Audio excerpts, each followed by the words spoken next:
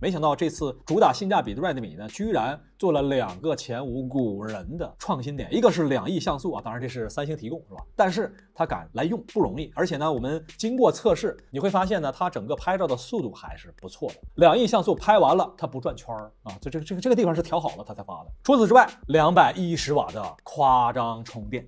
这个说白了，咱写个数谁都会，但是真的把速度搞到10分钟以内，这还真的是实打实的。那咱们测试的结果大家也看到了啊，我们测的结果是开机连 WiFi 正常使用的情况下，插线充电9分15秒，这是我们测的结果。所以呢，如果你平常经常有这种碎片充电的需求的话，那我觉得呢，这个小米今年确实是有点东西。所以呢，2大卖点，2亿像素和210瓦的夸张充电。我个人觉得这个探索版确实有点探索的意思。很多时候一个系列呢，想要主打高端，你就得有点别人没有的东西，要么是联名，要么是技术你总得有点东西才行。好，那说完产品，就来看一看掌门人卢伟冰Redmi 的品牌经理。那么看到这场发布会里面，卢伟冰确实也是聊了很多有意思的地方，比如说，请大家不要再叫我卢10瓦为什么呢？在发布会上呢，卢总也聊得很简单当初他说卢10瓦的原因就是在他刚来小米的时候，他发现市场上好多友商们用的产品都是中端机型，还是个10瓦充电，这太小了，他看不过去，所以呢，就是力推快速充电。那如今呢，已经来到了210瓦，都已经来到100瓦了。那卢总也表示呢，大家就别叫我卢10瓦了这个卢10瓦这个名字已经完成了它的历史地位，完成了任务。那卢10瓦这个名是完成了任务但是卢总你可没完成任务。既然你不叫卢10瓦了，就给咱们卢总起一个新的绰号吧。我给大家来几个备选大家觉得叫什么？大家先打弹幕上来看一下，同学们弹幕有同学说叫卢100瓦，我给大家想了几个咱们来选一下A 卢10瓦 ，B 卢100瓦 ，C 卢10分，对吧？10分钟充满电吗？D 卢10传说。还有什么？看一下卢200、卢2亿，看一下大家伙你们觉得应该选择哪一个？觉得卢总是继续用卢10瓦，还是换这个100瓦，还是换成10分钟呢？还是换成卢10传说？不要老给人家背后起绰号，这样好吗？这样不好。好了，聊完了手机圈聊一聊游戏圈是吧？游戏圈的幺蛾子那也不少现代战争使命召唤这大家应该是不陌生，近期的大作。那么关于它出现了不少让人无语的小事儿。来问大家一下这个你们如果是买游戏主机，索尼也好，任天堂也好，微软也好你买游戏主机会买光驱版呢，还是买数字版？所谓光驱版就是插实体光盘的数字版就是在线下载的。买光驱版同学打个1买数字版的同学在线下载打一个2，看一下同学们的弹幕。那我自己觉得这个2方面都各有优劣吧。首先呢，这个数字版肯定比较简单我直接下载也不用等，对吧？不用等着盘邮递过来这很方便。那光驱版当然更有好处了，一个是可以收藏，对吧？我这个拿在手里嘛，沉甸甸的，要不你存在这里边这个数字，我老感觉不靠谱。还有呢，就是万一我不想玩了，我可以卖出去。那实际上通过二手交易的话呢，也能获得很大的一个回血嘛。花钱不多，我玩的游戏很多，应该说两者各有优劣但是呢，反正我身边的人可能选择光驱版的比较多一点。那么第一个事儿它就来了，光驱版这个按我的印象里面，它里边应该是装着完整的游戏插进去之后我不用等待下载立刻就可以玩了，甚至我没网都可以玩，是不是？我玩个单人任务嘛，战役任务就可以了，对不对？可是那么有提前拿到使命召唤19 PS5 光盘的用户表示，插进去之后发现数据只有70兆，一张蓝光光盘数据70兆，插完光盘还要再下载150个 G， 你这有时候是不是瞎编？你自己看呢，是瞎编，不是7兆是72.23兆。不是，那这里都是啥呀？这里都是你给我解释解释呗，动视这里都是个啥玩意儿外国网友还实验呢，说如果我就插这光盘，我就运行，那么光盘呢，它会提示你需要连接到 PS 网络，那么下载一个更新才能够继续游玩。我这花这么高价格买了个蓝光光盘，你这光盘里装的是快捷方式，是不是同学说这个72兆不可能都是快捷方式，就剩几张壁纸了，对不对动视，你给我解释解释，你给我个完美的解释，你这72兆里边怎么装下的使命召唤19？你装个片头动画也装不下呀。话说回来一定要站在厂商的角度，动视就为了让你收藏，特地呢给你做了一张光盘，里边呢装了几张壁纸，再加上一个下载的网址，就这还单独给你做一张盘，是不是？他真的费心了，是吧？我哭死了有的人说这光盘嘛，现在数字化大潮嘛，这都可以理解。还不止如此呢，有没有先玩到的同学注没注意到游戏里面的翻译？给大家看一下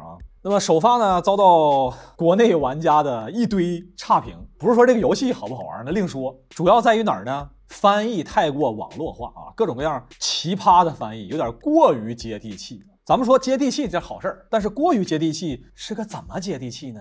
我念不出来啊，这个有上海的小伙伴啊可以念一下：屋内女性，外头有人；屋外男性。我真的会谢，我真的栓 Q 了，我不是你。咱说翻译吧，你接地气这是没问题，不能接地府啊，对吧？咱这些年吧，有一些比较好的翻译，它确实是用一些大家比较熟的梗，这可以啊，没有问题，我同意。但是呢，如果你用一些特别新鲜的网络梗，对吧？你比如说我真的会谢，也就这几个月的新起来的这网络梗嘛。你如果用热梗，我是有一个小小的担心，就是它可能过一段时间，这个梗它就过时了。这个梗，你说我这2天，我这个月听啊，挺有意思啊，挺好玩，大家都说。但是呢，你如果几个月之后啊，或者1-2年之后，你再去听，你就可能会觉得有点尴尬，对吧？大家想一下啊，比如说我在直播的时候，我满嘴跟大家说的都是一些陈年的老梗，就不是今年的话，都是3年前甚至5年前的一些梗，大家就可能会觉得有点尴尬。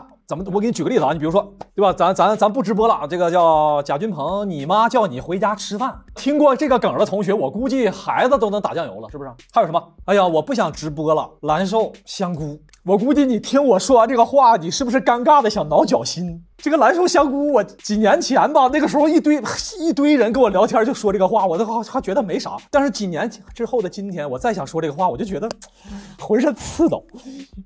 还有什么？在下叶良辰，良辰不介意啊，什么奉陪到底。还有什么？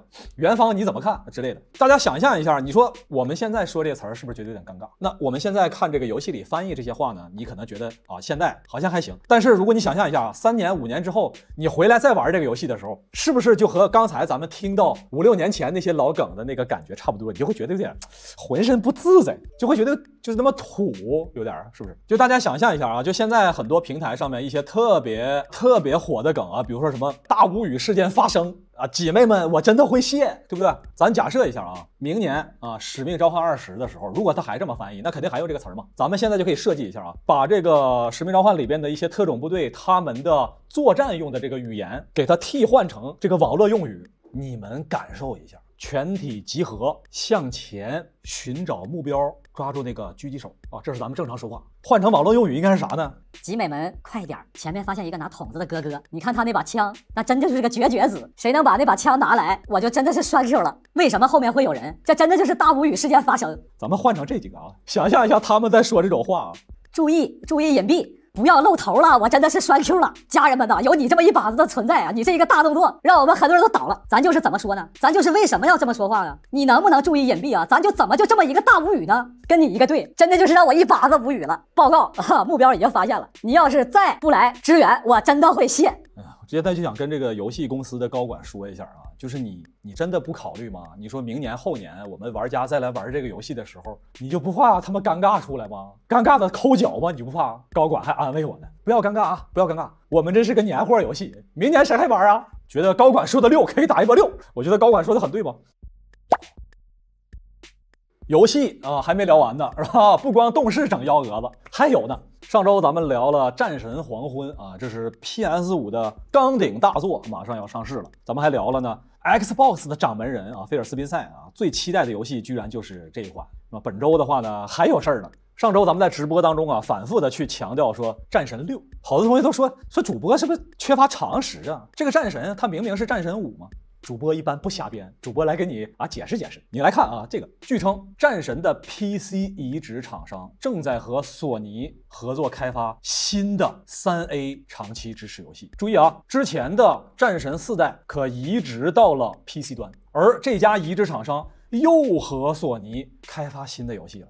谁知道是不是战神6啊？当然会有玩家说了啊 ，PS 独占啊，或者是我限时独占的战神，不可能那么快上你们 PC 平台。就算是战神6它真上，那也是我们 PS 平台首发，对吧？隔个几年再上你们 PC 平台啊！注意啊，你别着急，你别来跟我说战不战神6，我现在就给你战神6。就在上个月，盗版战神游戏已经登录了微软 Xbox 平台。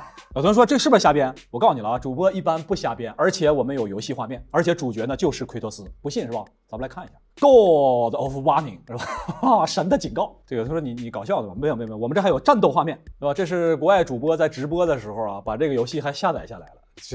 有同学说这是个例吧？是不是就是感觉这个战神热度高，它就是蹭一波是吧？是个例吗？我们还有呢 ，Xbox 商店上架了假冒的 NBA 2K23啊，这是最新的，画面都来了，不叫 NBA 2K23，叫 N basketball 23，对吧？你这价格还不便宜呢，9.99美元。你看这画面，这我真的会谢，这咋说呢？说归说啊，笑归笑。这个微软呢，你可不能拿自己的商店开玩笑，为啥呢？还记不记得当年微软的 Windows Phone 是怎么死的？那还不是因为当年的 Windows Phone 商店里面上架了大量的垃圾的、改名的、换皮的、无意义的垃圾应用，才导致非常好的 Windows Phone 就这么没了。所以呢，微软的商店啊，特别是 Xbox 商店啊，审核还是得做好。这都上架了，都有人买走了，你这我真的会谢啊！关于微软呢，也不都是坏消息啊，还有好消息。本周啊，微软的 Xbox 的掌门人向媒体表示说，现在这个 Xbox 太便宜了啊，XGP 价格太低了，我们要涨价。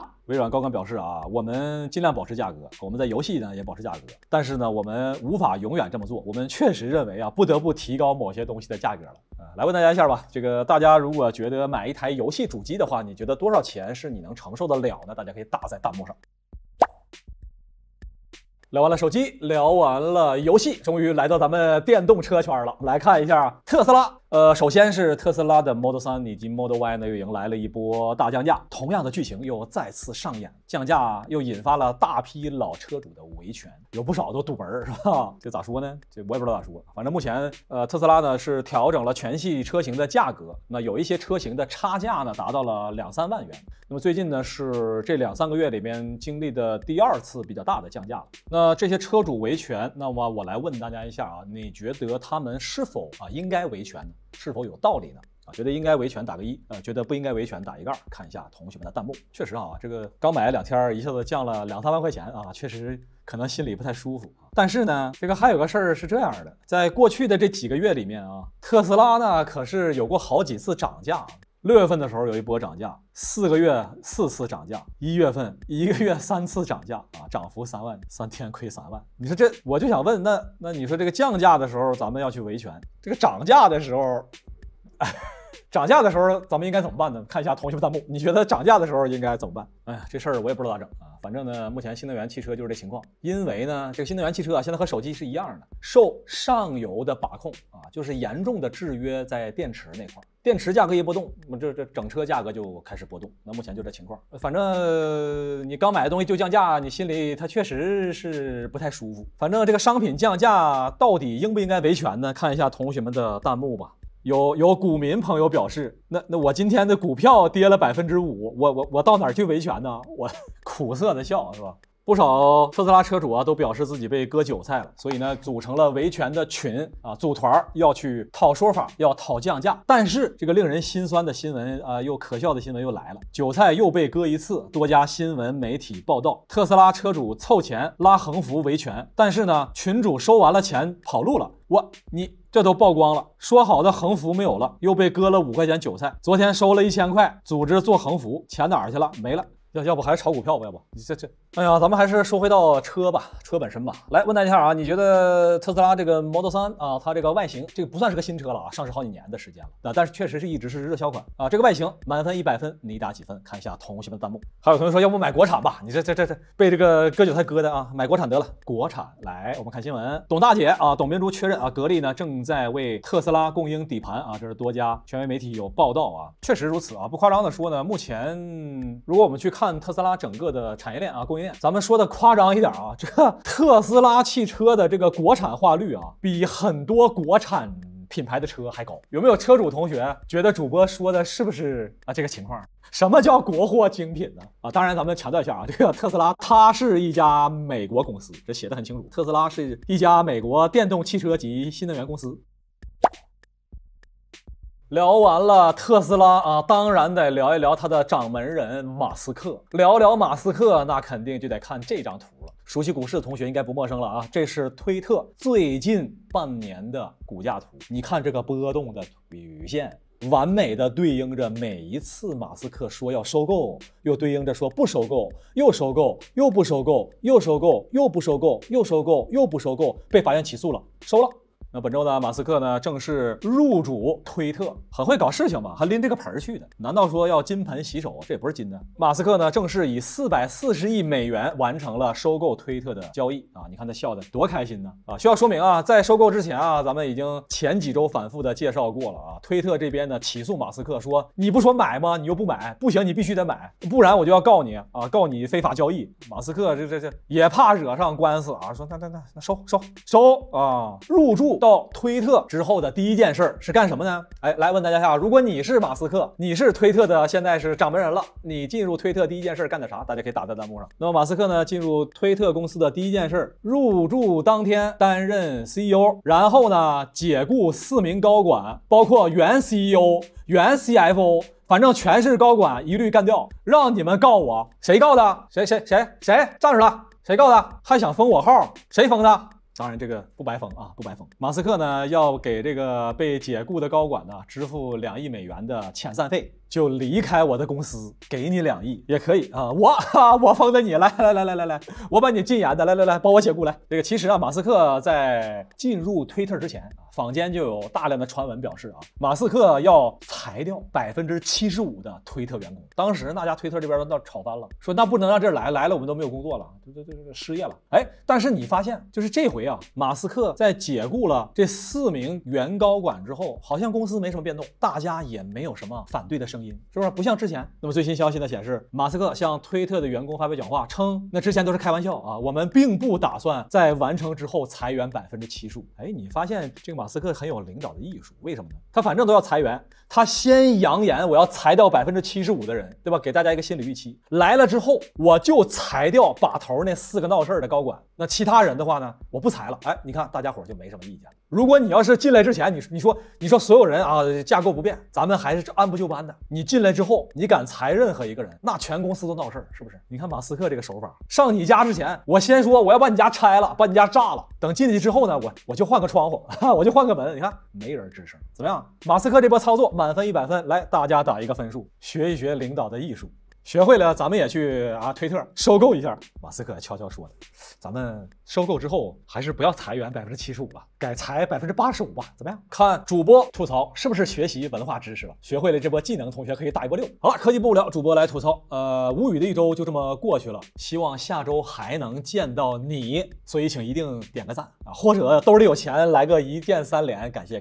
我们下周再见。